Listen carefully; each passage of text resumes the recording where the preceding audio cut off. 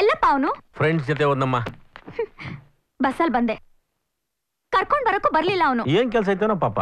ಸುಮ್ನೆ ಅವನ್ನ ವಹಿಸ್ಕೊಂಡ್ ಮಾತಾಡ್ಬೇಡ. ಆಯ್ತಮ್ಮ. ನಿನ್ ಹತ್ರ ದುಡ್ಡು ಹೊಡಿಯೋದು, ಫ್ರೆಂಡ್ಸ್ ಜೊತೆ ಓತ್ಲಾ ಹೊಡ್ಕೊಂಡು ಲೇಟಾಗಿ ಮನೆಗ್ ಹೋಗೋದು. ಮನೆಗ್ ಸೇರ್ಸಲ್ಲ ಅಂತ ಗೊತ್ತಿದ್ರು ಬೆಲ್ ಮಾಡೋದ್ ಬಿಡಲ್ಲ. ಅವ್ರ ಅಪ್ಪನ್ ನೋಡಿದ್ರೆ ಅಯ್ಯೋ ಅನ್ಸುತ್ತಮ್ಮ. ಅವ್ರಿಗೆ ಬಾಗಲ್ ತೆಗಿಯಕ್ ಆಸೆ, ಬಾಗಲ್ ತೆಗಿಬೇಕು ಅಂತ ಹೋಗ್ತಾರೆ. ಅಷ್ಟ್ರಲ್ಲೇ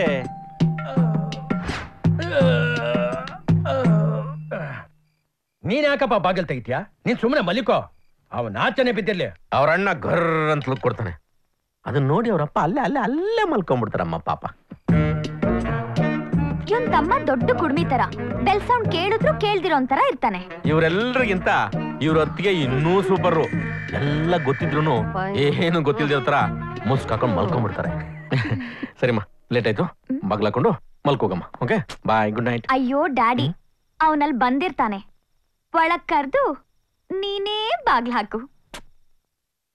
ಅವನು ಇಲ್ಲಿಗೆ ಬಂದಿರ್ತಾನ?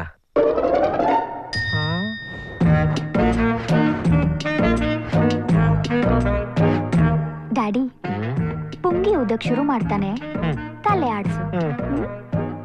ಹಲೋ ಅಂಕಲ್, ಸರಿ ಇಲ್ಲ ರೀ ನೀವು, ಸರಿ ಇಲ್ಲ. ಮನೆಗೆ ಹೋಗೋಷ್ಟರಲ್ಲಿ 12 ಗಂಟೆ ಆಗೋಯ್ತು. ನೀನೇ ಹೇಳು ಜಾಸ್ಮಿನ್, ಹೋಗ್ಬೇಡ ಇಲ್ಲೇ ಇರೋ ಅಂತ ಹೇಳಿದ್ರೆ ನಿಮ್ಮ ಅಪ್ಪನಿಗೆ ಏನ್ ಗಂಟು ಹೋಗಿರೋದು? ಹಾಯ್, ಮನೆಗೆ ಹೋದ್ನಾ, ಕಾಲಿಂಗ್ ಬೆಲ್ ಹೊಡಿಯೋಷ್ಟರಲ್ಲಿ ನಮ್ಮಪ್ಪ ಕೆಮ್ಮೋದ್ ಕೇಳಿಸ್ತು. ಪಾಪ ಮೊದ್ಲೇ ಅವ್ರಿಗೆ ನಾಯಿ ಕೆಮ್ಮು, ಡಿಸ್ಟರ್ಬ್ ಮಾಡೋದು ಬೇಡ ಅಂತ ಸುಮ್ಮನಾಗ್ಬಿಟ್ಟೆ. ಇನ್ನು ನಮ್ಮ ಅಣ್ಣ ಅವನಿಗೆ swine flu.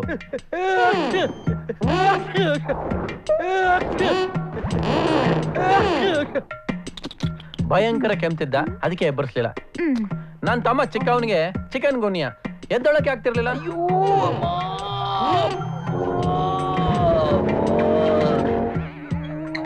Waste body.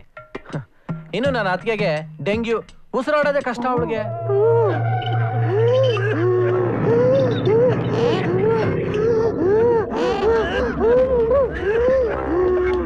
So ಎಬ್ಸ್ಲಿಲ್ವಾ? ನಿಜ ನೋಡಿ ಡ್ಯಾಡಿ, ಎಷ್ಟು ಸುಳ್ಳು ಹೇಳ್ತಾನೆ.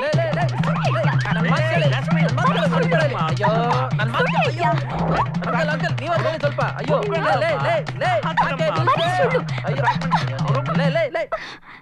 ಸಾರಿಪ್ಪ, ಸುಳ್ಳು ಹೇಳ್ದೆ. ಅಯ್ಯೋ